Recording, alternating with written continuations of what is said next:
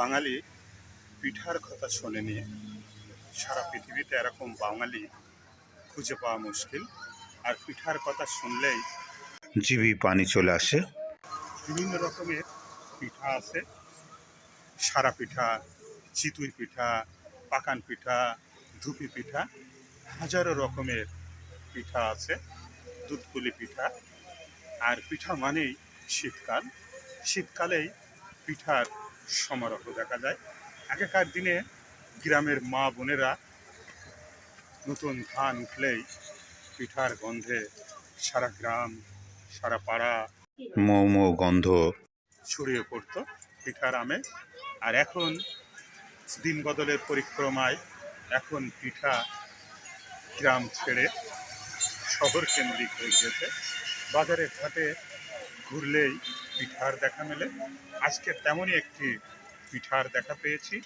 এটা সারা পিঠাও বলে কেউ কেউ, আবার চিতই পিঠাও বলে। সারার উপর দিয়ে তৈরি হয় বা তার উপর দিয়ে তৈরি হয় বলে এই পিঠার নাম সারা পিঠা।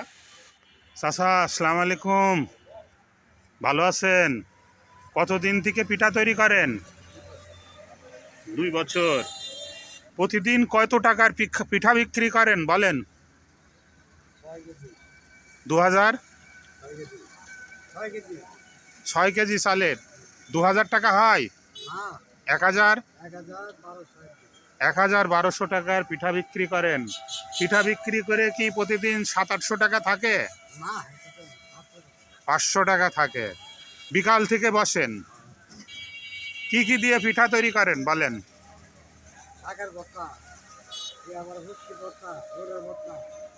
শুটকি ভর্তা, ঝাল ভর্তা, সরিষা ভর্তা, আর ডিম দিয়েও তৈরি করেন। ডিম দিয়ে তৈরি করেন। এই যে পিঠা তৈরি হচ্ছে, আর এইগুলা দিয়ে সাধারণত পিঠা তৈরি করে।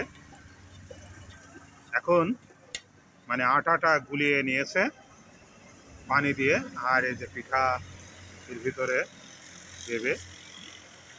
সুস্বাদু মজাদার খেতে এই পিঠাগুলা। শীতকালেই সাধারণত শীতকালেই পাওয়া যায়, তাই না? শীত চলে গেলে আর পাওয়া যাবে না। এরকমভাবে তার উপর দেয় দিয়ে, এই যে এটাকে কেউ ঢাকনা বলে, আবার অঞ্চল ভেদে সারাও বলে, সেই জন্য সারা পিঠা বলে। আবার কোনো কোনো অঞ্চলে চিতই পিঠাই বলে। কি পিঠা বলে এটা? চিতই পিঠা বলছিলাম। পিঠার কথা শুনলে জিভে পানি চলে আসে।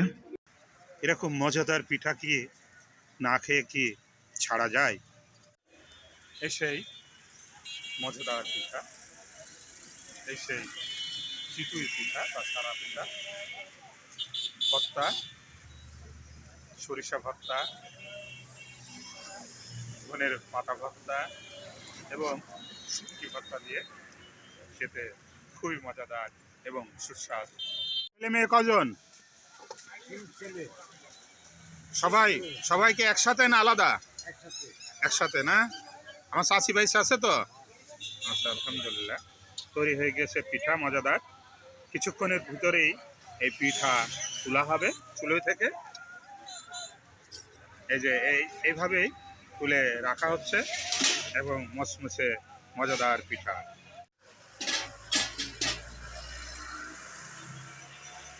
খুবই মজা, সেই স্বাদ। মচমচ করছে গরম পিঠা।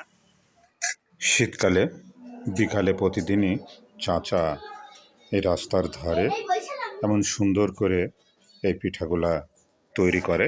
সুস্বাদু মজাদার পিঠা, খুবই সুন্দর।